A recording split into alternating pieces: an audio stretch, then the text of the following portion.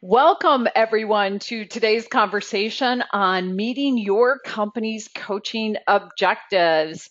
We are all so excited to have you here, and there's a great group already. So, this is going to be a wonderful conversation. A couple of quick housekeeping. Yes, we did receive your questions ahead of time. I think some of your questions are more personal in nature, and we're going to give you an option for contacting us offline. And then a lot of your questions are being addressed as we go through. We invite additional questions. You can do that one of two ways. So one way is if you're really brave and you want to come on live, raise your hand. I will unmute you individually and you can ask your question. And then of course the alternative is to type it into the question panel and we will monitor that throughout the conversation. And some of you already asked, are you going to have access to this again later? Yes, you will. After today's conversation, we'll load this recording on our YouTube channel and we'll send you a direct link. So thank you for that. Okay. First off, and actually before I even dive into the agenda, let's let you know who's here. Many of you know me. I'm Cathy and familiar with a lot of you. We have also here today Don and Tracy. So Don and Tracy, say hi and give a quick introduction of yourselves, please. Hello, this is Tracy Bowman. I'm working along with Cathy gratefully. Enjoyed serving and being a executive coach and assisting people to become more empowered and to reach their goals. Don? Thanks, Tracy. Don Neault here. And I too am working with Cathy and Tracy on helping to find and win business with and for you. So having great fun, and of course from a coaching perspective, I truly am passionate about helping individuals achieve executive level positions and have a great deal of fun doing that. So Awesome. Thank you. Awesome. Thank you both. And of course, you'll all be hearing more from them. Our agenda for the conversation today, we're going to talk about company coaching programs. Tracy's going to manage that part of the conversation. I'll give you information on establishing a company coaching program. And then Don will talk about coach training. I'll give you some more information in terms of managing a company coaching program. Don and Tracy are going to talk about coaching program services. And then also we will all be taking your questions at the end, as well as I mentioned earlier, monitoring the panel as we go. Okay, so Tracy, I am going to turn it over to you with about company coaching programs. Very good. Thank you very much, Cathy. So in this section, we're going to be looking at these three specific areas, the reasons for a coaching program, what are the key elements of a coaching program that you want to be thinking about, and as of course, the third area is dealing with how best to maximize these results. And as I want to mention to you as well, that Cathy will delve a little bit further into some of these specifics as we once she approaches the other sections. But let's talk first about some key reasons for a company coaching program. One, of course, is the ROI research. In many cases, there are Gallup surveys which have reflected the positivity of employee engagement. You can go out and look at Harvard Business Review, Fortune Magazine, all of these different areas and different executive type journals have fully supported the value and the ROI when it comes to investing in a coaching program. But in connection with that is also the coaching culture. The results of having a coaching culture really promotes a positive and proactive approach by your employees. It encourages them to partner more amongst themselves, to partner more with their peers, with management. It also promotes better collaboration. But then you have to make sure that likewise you give attention to the objectives that you as an organization have. You know, what are your company objectives? And I'm sure as we put this list on the screen here, who of you on the call are not interested in any or all of these objectives? We all want to make sure that our employees and our resources are productive, that they're engaged, that we retain our star performers by talent retention, as well as giving them a clear career path and transforming to other positions.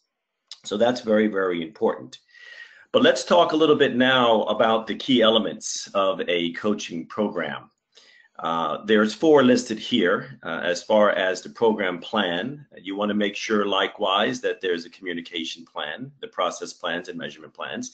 When you think about a program plan, it's vital that the program that you're thinking about developing and disseminating is shared with and approved by upper management. You always want to make sure that you have the key stakeholders involved to ensure executive sponsorship. You've seen so many programs where they've been rolled out and there is no executive sponsorship, and of course it meets with failure. What about the importance of having a clear and accurate communication plan? How is the information going to be conveyed upward and downward throughout the organization and also to the employees? What's the process going to be for managers and employees to participate? How are they going to be approved? The selection of coaches, in-house or external?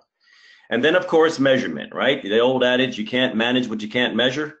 Well, what does success look like when it comes to your coaching program? So at the end of the day, when you're called back into that key stakeholder's office and says, how are we doing? How are we measuring progress on this great coaching program? Everyone will agree ahead of time what success looks like. So again, just some of the key things to think about. Next, we want to talk about here briefly maximizing the results. To move forward and upward in an effective company coaching program, we have to make sure that we maximize the results. So we have to give careful attention to these areas, again, which Cathy is going to speak more to as we move along. Making sure that we've established the agreed upon objectives at the beginning so that they don't change at the end. Making sure that they are well aligned with the organizational objectives as to where executives and stakeholders want to be at the end of the day. How are we going to measure that success? How are we going to track the outcomes of the coachees or those who are involved in the program?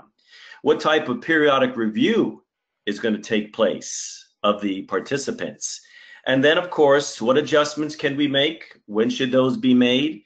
And how can we then repeat the process, maybe rolling it out from a pilot organization or a pilot office to maybe a broader sectional or section of the overall company or organization. So keep those things in mind and they'll be expanded upon. Let's turn things over to Cathy, who's going to talk now about establishing a company coaching program. Awesome. Thank you so much, Tracy. So when you are establishing a company coaching program, the elements you want in place include making the case, planning your best practices, coaching sessions, how you're handling those, and then, of course, resources. So in terms of making the case for your coaching program, it starts with the ROI research. Tracy was sharing a couple of things that are out there, some of the resources available, etc. Look also at what some of the other companies are doing. Sometimes organizations like to compare with their competitors and see what their competition is doing. And sometimes they simply look at some of the really big organizations. Hey, what's happening? Because they talk about the programs and the success of the programs. Then when you are presenting that information to gain buy-in at the top levels, what you're going to do is tie it to how the coaching program is going to support the results the company has. What are the organizational objectives that this program is meeting? Your next step, of course, is your planning. And when you're planning a coaching program, you're going to determine how it's being managed. So sometimes this is handled within an HR department, a talent development department, or an organizational development department. You're going to figure out who's going to be at the head of the program, who else is on the team, and part of how it's being organized and handled. So think that through, know where you're going with that. You're going to decide who's going to be involved. And when you're talking about who's involved, you're talking about coaches you're talking about the people they'll coach, and then, of course, stakeholders who are part of what's going to happen in the end. And you'll plan your program, literally creating a manual for it, whether it's hard copy or electronic, and listing and preparing and having available the resources that will make a difference here. With this in place, and by the way, we do have entire presentations on this topic itself, so that's on our YouTube channel. We also have a white paper available to all of you on starting and running an internal coaching program that'll give you additional insight. So the coaching sessions themselves, when and where are they going to happen? One of the things we talk about, many of you here have gone through training with us, is we talk about whether you want to do it face-to-face or whether you want to do it on the phone or online. And there are advantages, of course, with both. So what's going to happen in your program? And of course, in terms of the location, ensuring that it's private and confidential is essential. In other words, neither the coach nor the client being in an open workspace is going to be effective. That will actually inhibit the success of your program. So plan ahead and know that you want those private spaces. Be very clear on roles. We'll talk more on coaches from inside the organization versus outside. If you do have coaches inside the organization, be clear on, hey, what's the role in this conversation? what kind of conversation are we having here? And set that up ahead of time. Ultimately, what you're doing with all of this is ensuring confidentiality, because we know that for the coaching to be effective, protecting confidentiality absolutely is going to make a difference. Resources that you want to be thinking about including are agreements.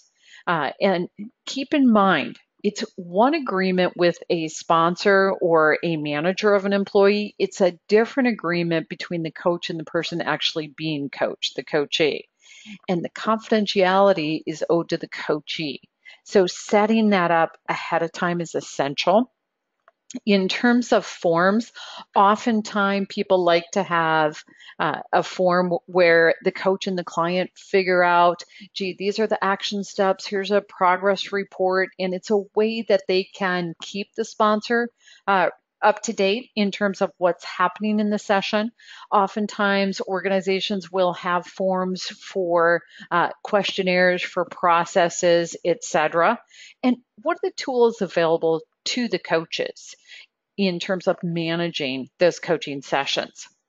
Think about support that you have for the coaches, because in addition to making sure they're adequately trained in coaching, you want to make sure there's ongoing support. Hey, if they have a question, a challenge comes up, something's happening, and access to ongoing development for the coachees is going to make a difference too, because they're working on goals. So how are they going to develop those skill sets, etc.? I'm going to turn it over now to Dawn, who will talk about coach training. Go ahead, Dawn. Thanks, Cathy. So we've talked a little bit about why and things to do around establishing or deciding on a company coaching program and then establishing one. This next topic is really around training of coaches. And there are three things that I want to talk about. One is around using external services in order to be able to conduct the training, the benefit of ICF approved training programs, and then thinking through what are some of the minimum training requirements or minimum coaching requirements that you might put in place versus the ideal. So one of the things is a benefit that you really need to think about and consider strongly is really using an external firm or an external service to deliver the training. The purpose or the reason for that is it drives a particular knowledge of the coaching subject matter. They are experts at what that process is. All of you that have gone through the training process through Center for Coaching Certification, for instance, have seen the methodology, have seen the focus on ethics and confidentiality, and et cetera, et cetera. So you have become those experts. Not everyone who wants to be a coach or thinks they are a coach has that knowledge. So bringing somebody in from the outside to help with that training helps to assure that that coaching methodology is implemented. But they also bring an external, what I call an outside-in view, that when married up with the internal knowledge of the company is extremely powerful. So think about that. When we think about how to accomplish coaching, and we think about some of the best practices, three things come to mind here. One, leverage internal coaches for your entry-level to mid-level management individuals. Now, as I said on the previous slide, those internal coaches are going to go through a training program. External coaches, leverage external coaches for upper levels of management. Be selective around what skill sets you want to marry with which clients, and make sure that you have the ability for the client to select the coach that best matches them. And of course, as I said in the previous section, leveraging external training for coaches really helps to drive the methodology, really helps to make sure that the level of expertise and the results that you will see at the end are achieved. Now, when you think about ICF approved, this is probably preaching to the choir here, right? It is the gold standard in terms of ethics and competencies and the degree to which coaching training is delivered, and the methodology that's utilized in giving coaching. So it's important that whoever you select can deliver against ICF approved standards.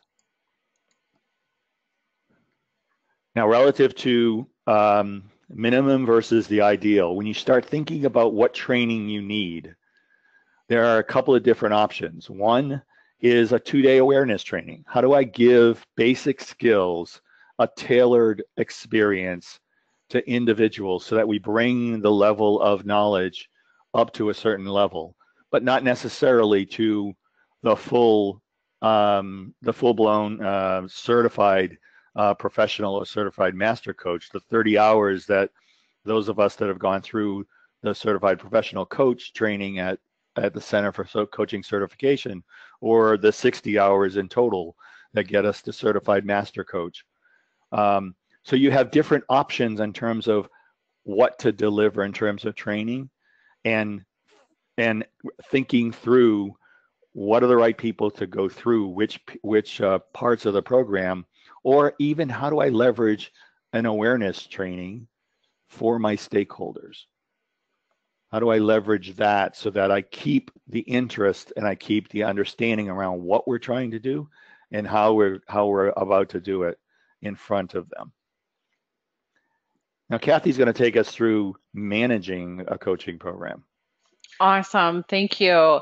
So when you have a coaching program inside of an organization, the elements that you are managing, dealing with, you have your program plan, you set it up initially, you create those processes. And of course, that's part of your ongoing review and adjusting that Tracy talked about, your communication plan, recruiting coaches. How do you do that? Accepting clients for the actual coaching. How do you manage those coaching relationships, dealing with conflicts, ensuring confidentiality, and then, of course, measuring results? So in terms of your program plan and processes, you want in place your program manual. This is basically our go-to. Whatever questions or concerns come up, we go here and we say, hey, this is what we've got in place. This is what we're doing. It will include policies and procedures for the program. So, for example, you want to be thinking about how you are bringing your coaches on board. So we talked about that. You're going to be thinking also about how you're matching them. and handling that. Think policies in terms of confidentiality, the where and when of your coaching sessions. Think procedures in terms of how you're going to handle scheduling and time commitments. So for selecting coaches and coachees, what are you going to do there? Coaches are obviously somebody who's trained. One of the big mistakes we say is, oh, yeah, this person is really good. A lot of people go to them for advice, etc. They're a mentor.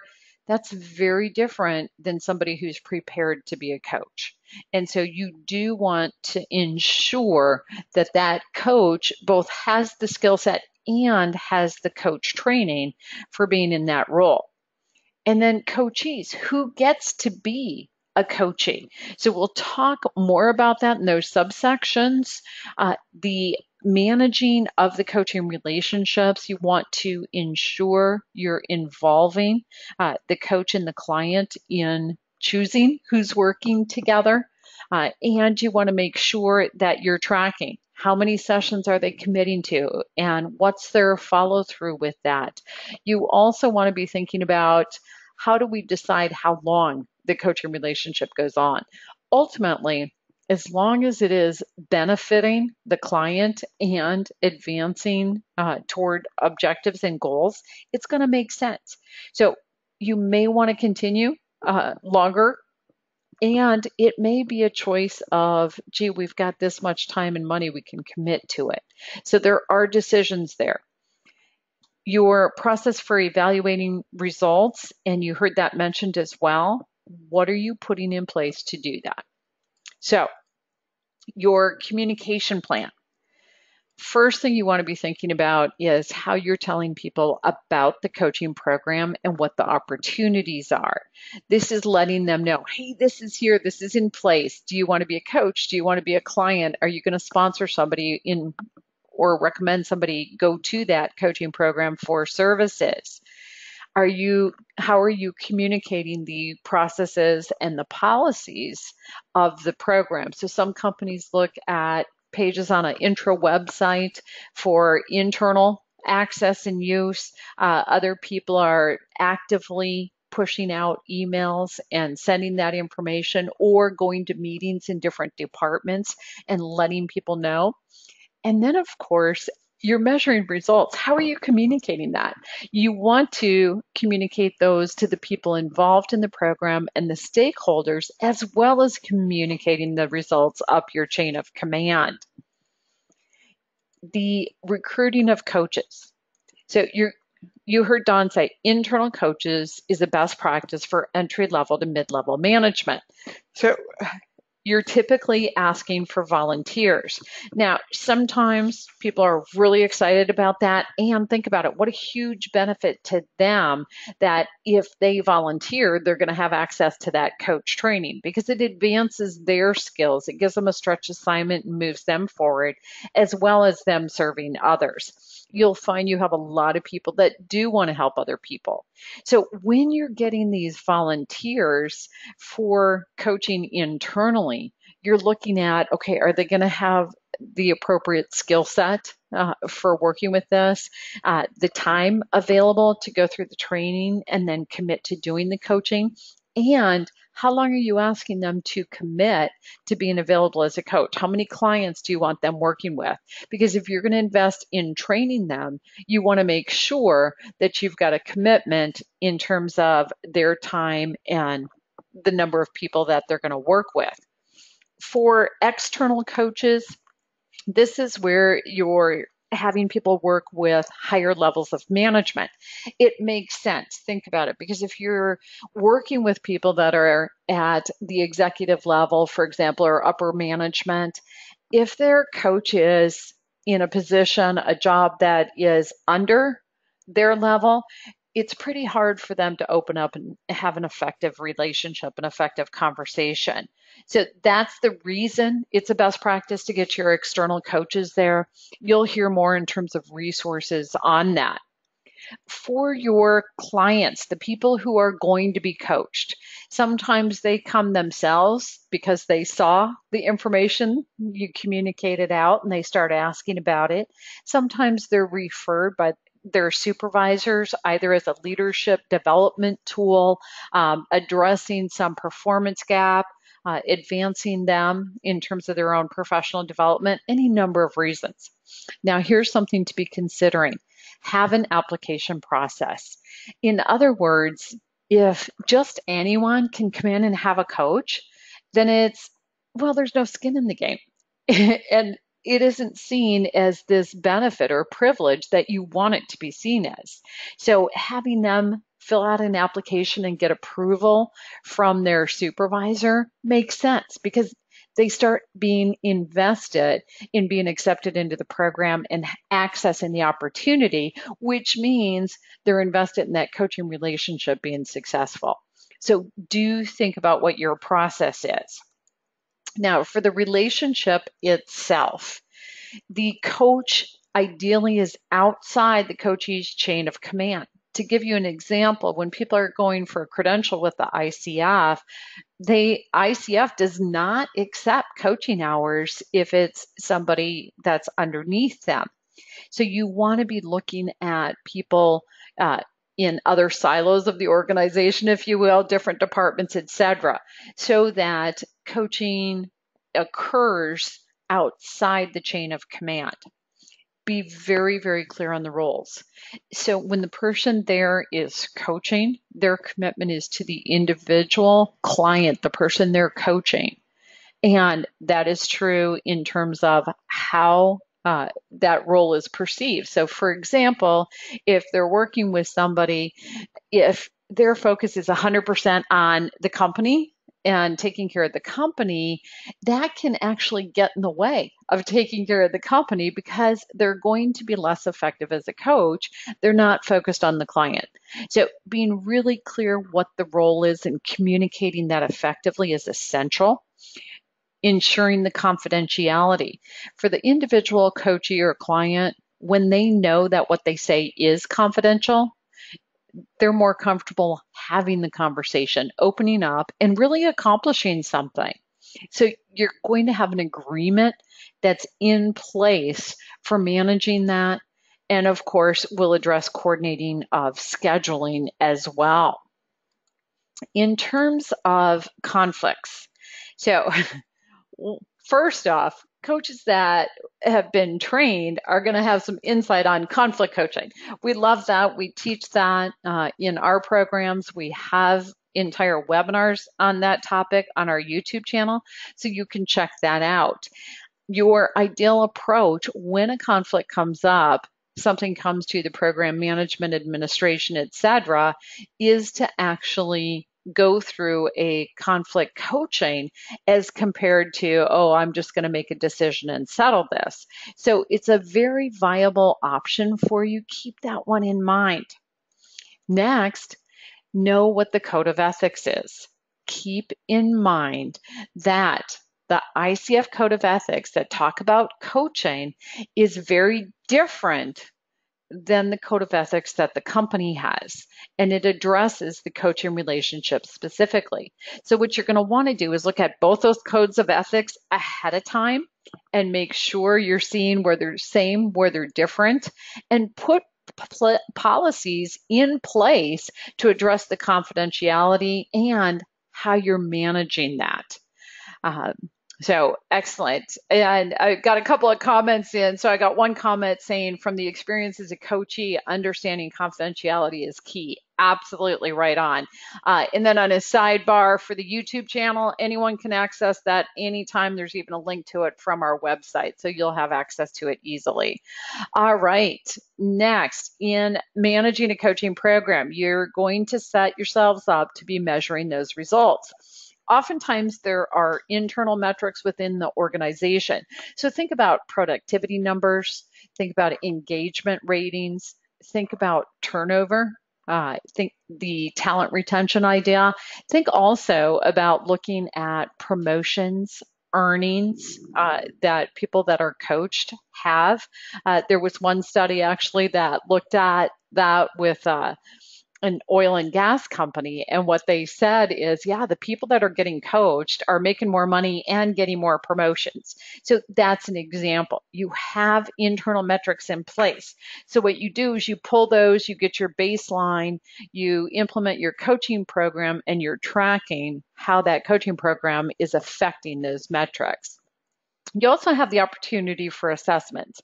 For example, all graduates at the Center for Coaching Certification now have their very own dashboard that they can give assessments. So sometimes the 360, sometimes leadership assessments, DISC profiles, etc., are a great tool. You can do them both at the beginning before you get involved in the coaching relationship, and do them at the end and compare what's changing, what's different here, and how is the coaching impacting that.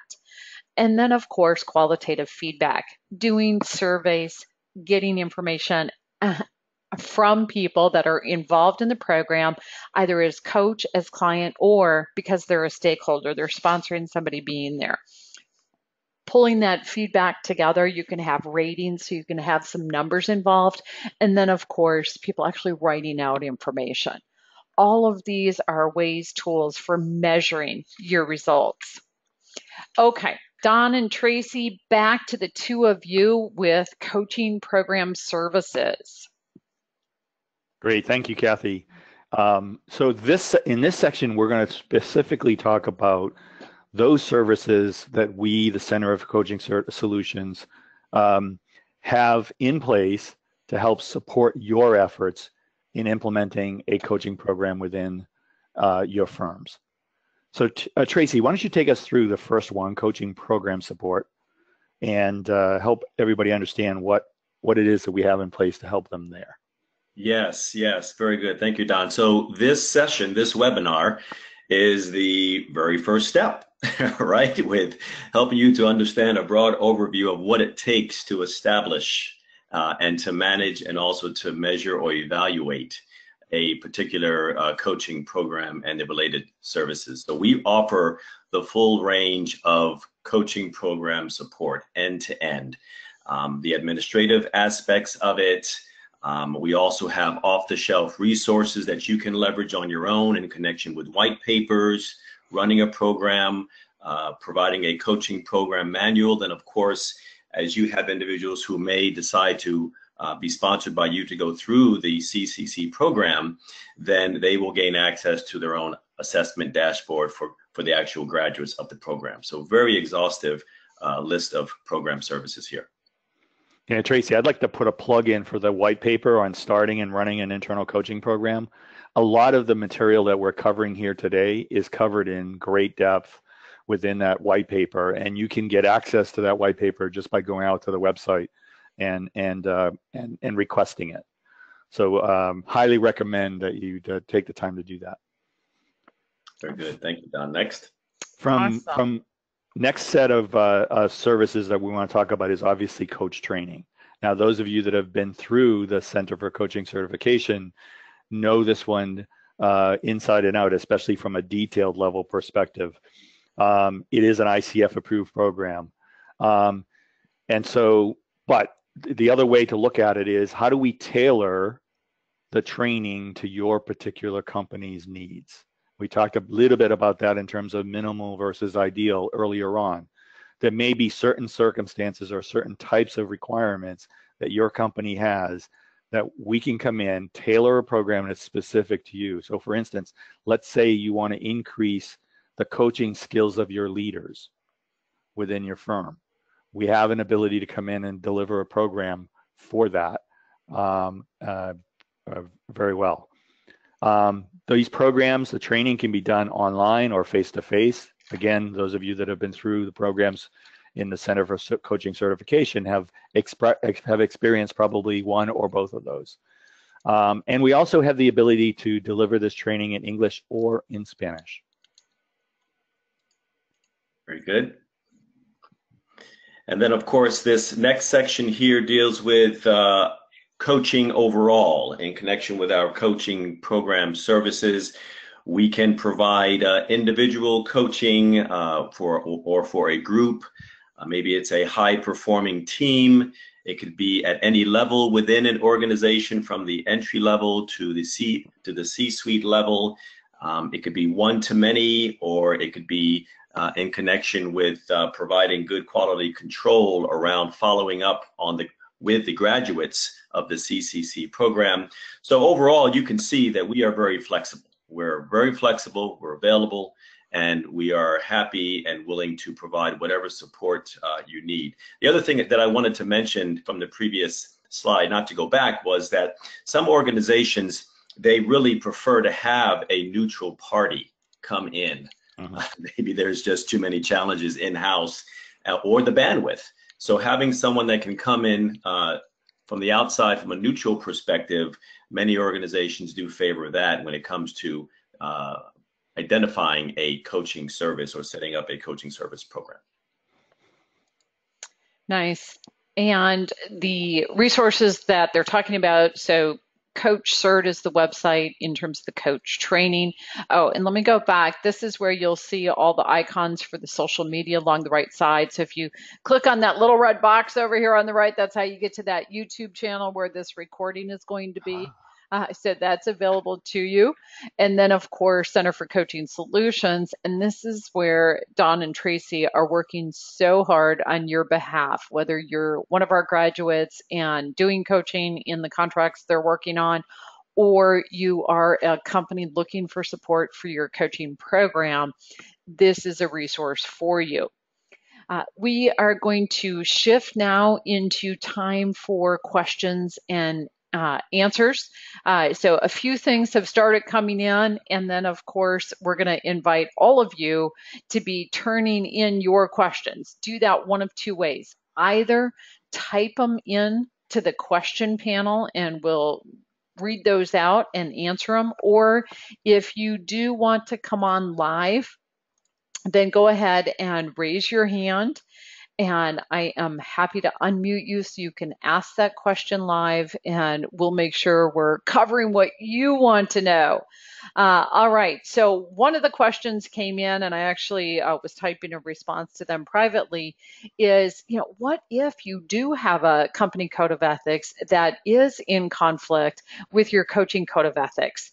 So very common, it happens a lot, and here's where it comes up.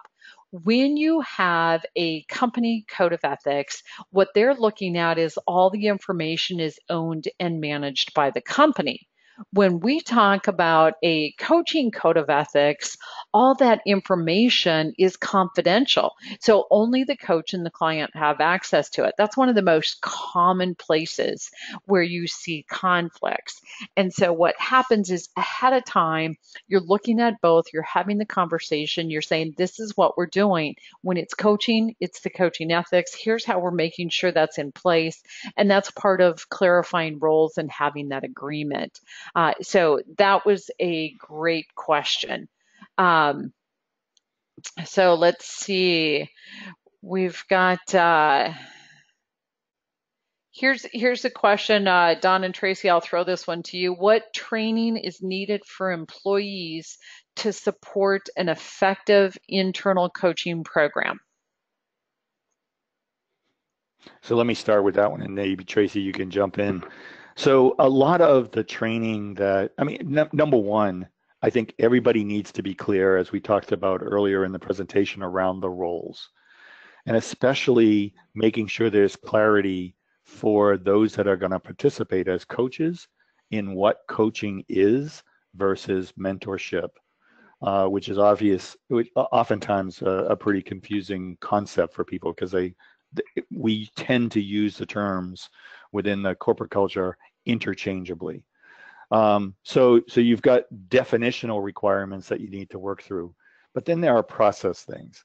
So I think that there are, if we think back to the training that we've gone through in terms of the professional certification within the program here, and you think through asking open-ended questions, right? How do you practice? How do you think about those types of those types of questions, and how do you ask them, and how do you practice that so that you're helping the client to be able to articulate their thoughts on a particular problem that they're dealing with, and they're coming to their own conclusions. They're co-creating with you the solutions. Those, to me, those are a couple of the basic things that training needs to happen relative to internal coaches. Tracy, can you think of any others? I would support everything that you said. The other thing that came to my mind was, in that answer to the question of what type of training does an individual need to support a coaching program, I really feel strongly that something that is ICF certified, a program that is ICF certified, wherein the company is making an investment in this individual. And then again, essentially, the company is putting some skin in the game to sponsor this individual to get this certification, which is recognized, by the ICF. And then that's going to really help the individual when they return to the organization, not to feel like they're on an island, because they had a sponsor from the company, a senior stakeholder, who put them through this, so they're bought into the program. So I really feel something formalized versus developing something just in-house that may not really be something that's certified by the ICF. Yeah, the minimum standard the ICF has is a 30-hour program before they'll even look at it for approval. In order to become a member of the ICF, which is, hey, I'm really a coach, is 60 hours of training. Right. So when we talk about the 2-day tailored program, that's more about developing some basic skills in leaders and starting to move toward a coaching culture as compared to the real coaching that you want going on. A related question with that is, where do you start with training coaches? And specifically, they said, which core competencies to focus on first? And I know you're going to love my answer to this one, all of them. it's like, I was waiting to see which one you would pick. Yeah, there's, when you're talking coaching, it's all 11. You just can't put somebody out there to coach without developing all 11 of the competencies. It's so essential. So, Tracy mentioned something, and it kind of gelled here for me a bit. If we think about the benefits of investing in people, whether we're talking about investing in people in terms of delivering coaching to them, or investing in people in terms of the development of them as coaches, think of the results that you can get from that, right? The empowerment that individuals are going to feel, and the fact that they're looking at their firm through a different lens at that point, because now they're seeing that the firm is taking interest in them, in their development, and you as individuals that are sponsoring these programs or pushing these programs, think about how you will be viewed differently by the firm for bringing up these great ideas that are going to help them to either transform or transition or whatever that next step that the firm is trying to take. Real benefits across the board. The company gets benefits, the individuals get benefits. You as the idea generator, if you will, bringing forward the fact that we should do a coaching program within the firm, you'll get benefits out of that too. Yeah, nice. One of the questions submitted ahead of time was, how do you get companies to see the value?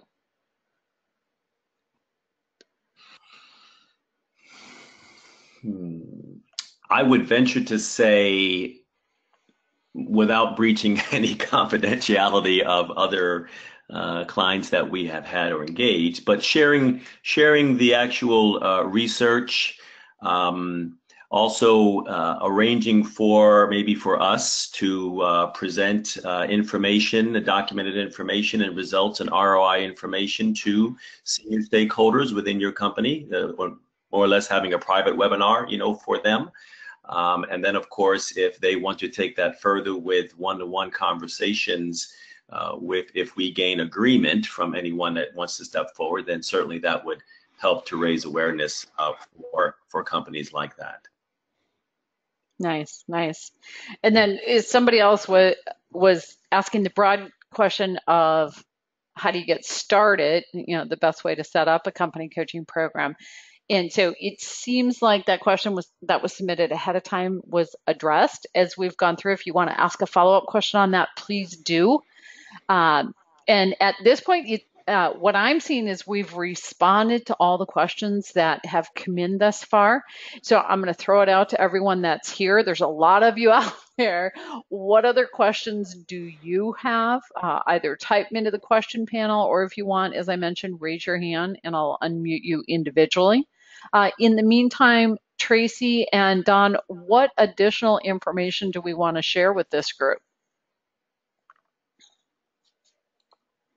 From my perspective, I would say, and I'm hoping to write a paper on this, but I'm not committing. I'm not committing. Well, I think you just did.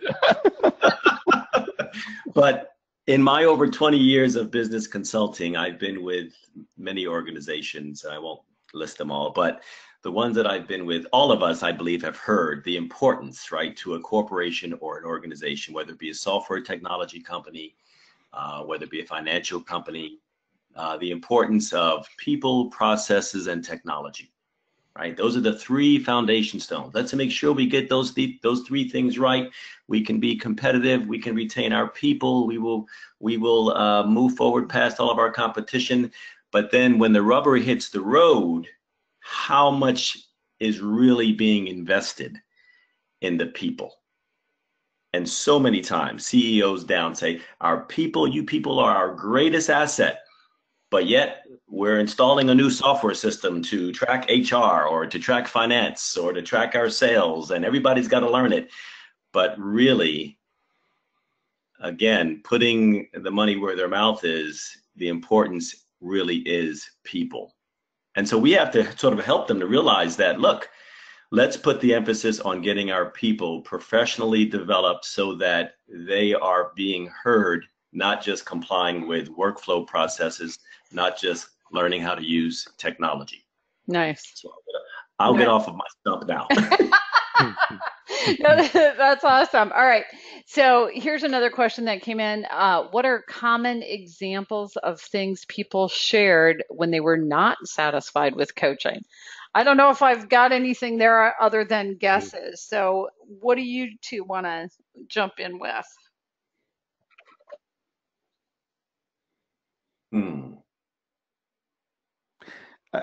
I think one of the things that, and I may be guilty of complaining about this myself.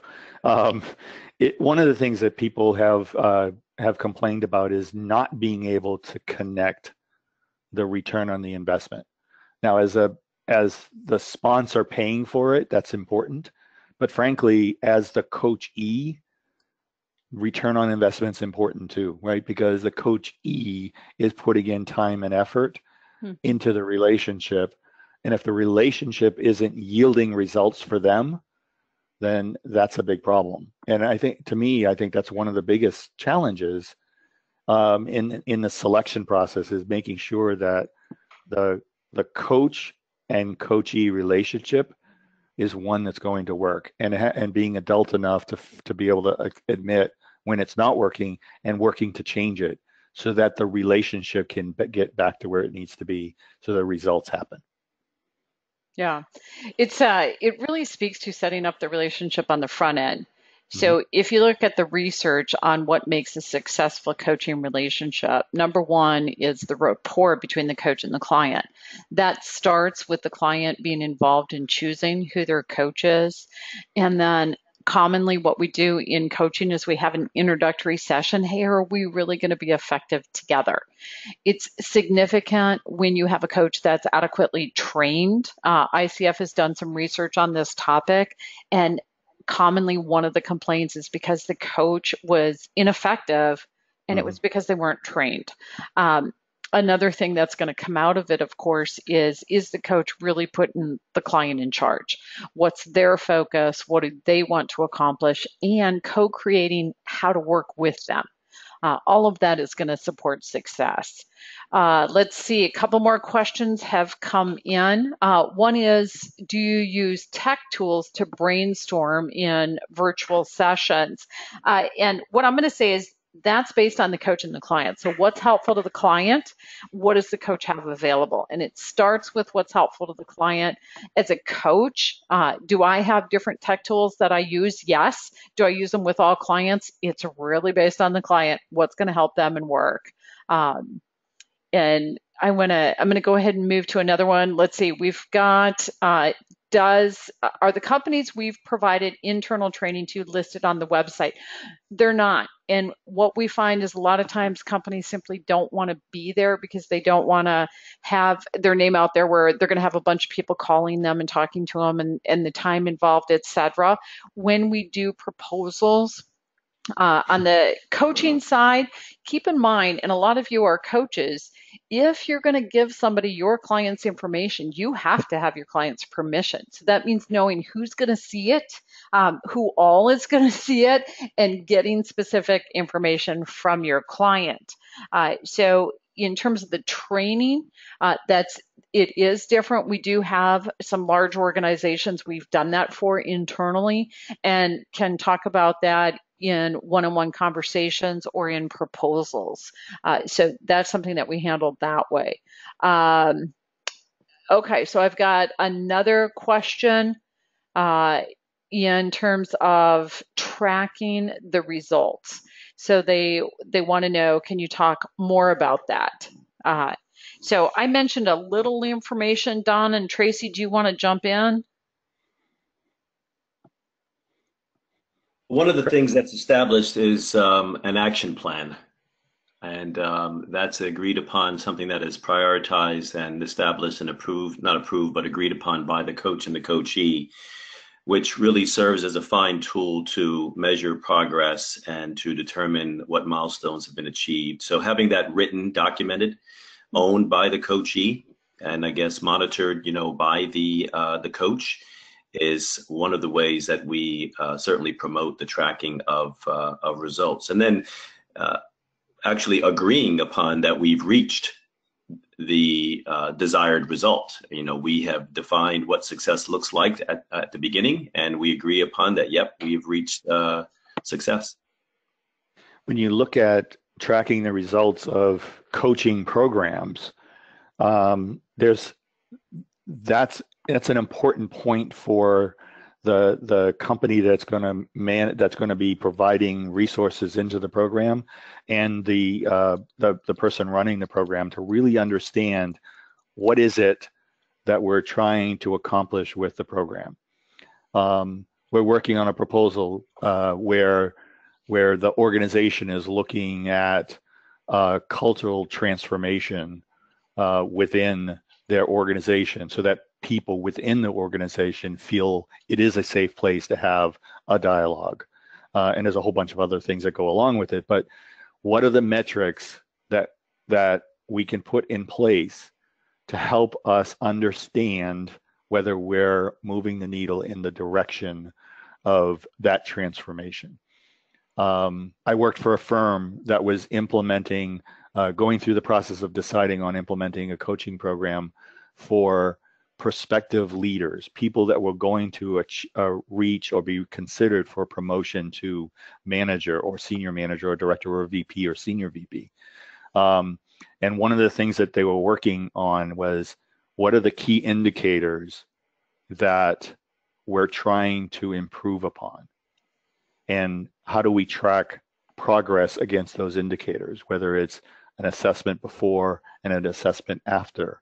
Or are there longer term? And in many cases, those indicators are longer term. It takes more time to get to whether or not you've reached those goals. But it differs from situation to situation. But you really have to sit down and think about, what is it that you're going to try to accomplish, whether it's coach to coachee, coach and coachee relationship, or coaching program with firm relationship. Yeah. And it really ties to all of the elements we've been discussing throughout. So at the front end, you're determining the objectives. at the company level, you're looking at what metrics they currently track. Are they tracking productivity, engagement, turnover, et cetera? And then you're looking at how do you determine the baseline and then look at what the impact is of the coaching. So those are all components of it.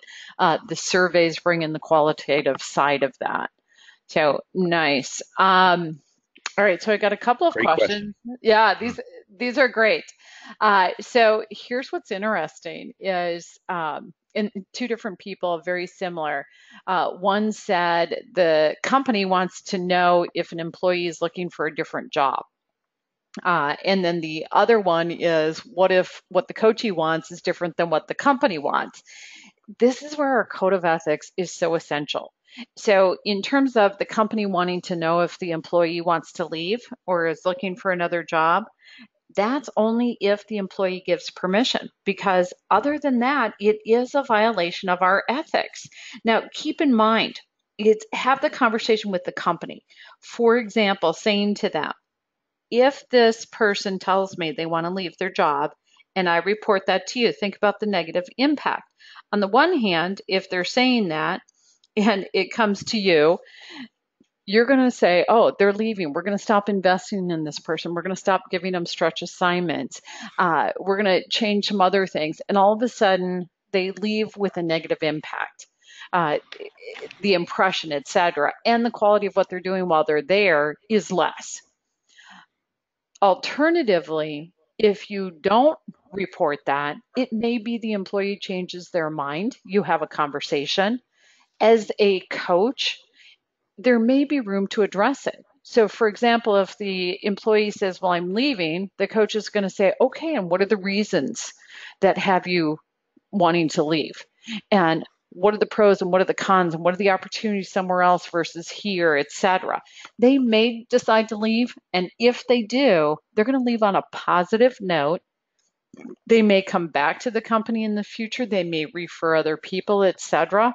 Or they may decide to stay after all because they started comparing and looking around. In terms of the coachee and the company wanting different things, let's say, for example, you have a sponsor that says, we want this person to work on X. And they come to you and they say, I don't care about X. I want to work on Y. As a coach, what we can do is say to that individual, given that your boss or supervisor wants you to work on X, how do you want to address that? What are the risks of ignoring it? What are the pros and cons of doing something in that space? And that's what we can do. It's ultimately up to them whether or not they want to work on it. So, excellent, excellent, excellent. Let's see. I've got somebody said, on a side note, do I do the executive coaching class if I haven't been an executive?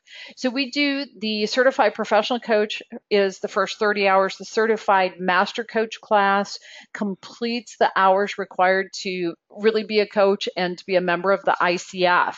Alternatively, we also have certified coach specialist programs in 5 different areas. If you want to specialize in coaching in a particular area, that's the intention of those programs.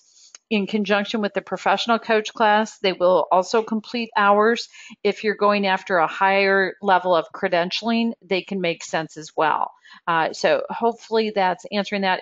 It's so individual. I do want to share with all of you, Don, Tracy, and I are available. So if you want to have a conversation, you're going to have access to all 3 of us. Don, Tracy are obviously working on the business side of this. So what they want to do is be available to you if you want support for a coaching program in your organization, if you're looking for a coach, and then also if you are one of our graduates and you want to do coaching work. That's what they're all about. And of course, many of you are familiar with me. I'm here, I'm available to you on the side of the training and also in support of what Don and Tracy are doing. Don and Tracy, what closing comments do you have? We are here to help. To certainly eager to listen, eager to explore and investigate and identify ways to help you to be successful. I'm not sure I could top that one. I just say ditto. You know, we're pretty passionate about a couple things. One, obviously, we're passionate about coaching, but we're also passionate about helping individuals grow their business, and helping the people that we coach, obviously, to progress to the goals that they've established for themselves. I think that those are mutually supportive and goals in our case, and we're looking forward to doing whatever it is that we can to help you either establish a coaching program within the firm that you're in, or help you to grow your business in any way that we can. Nice, nice. So thank you, all of you, every single one of you. Do let us know how we can be helpful. Of course, we will be sending you an email with access to this recording. It will have all of our emails included so that you can reach any one of us or all of us. Happy to be available and support what you're doing. Don and Tracy, to let you know, we're getting people saying thank you in the question panel. Glad this is helpful, all of you, and so Excellent. excited to have so many of you here with us. So thank you for that. One last thank you, if I can, Cathy, because we asked this audience or the broader audience to register on the site. And I want to thank those of you who took the time to put your information into the system. It was extremely helpful. We're using the data. We're using the information to help us as we look at proposals that we're trying to make. And in fact, we've reached out to some of you to get additional information as a result. So thank you. For those of you who have not taken the opportunity to do that, please do, because it helps us understand what capability we have within the community that we're trying to help. Yeah, nice. And then, of course, those of you that are involved in coaching programs in your organizations, let us know how we can be helpful to you, how we can support what you're doing. So thank you, everyone.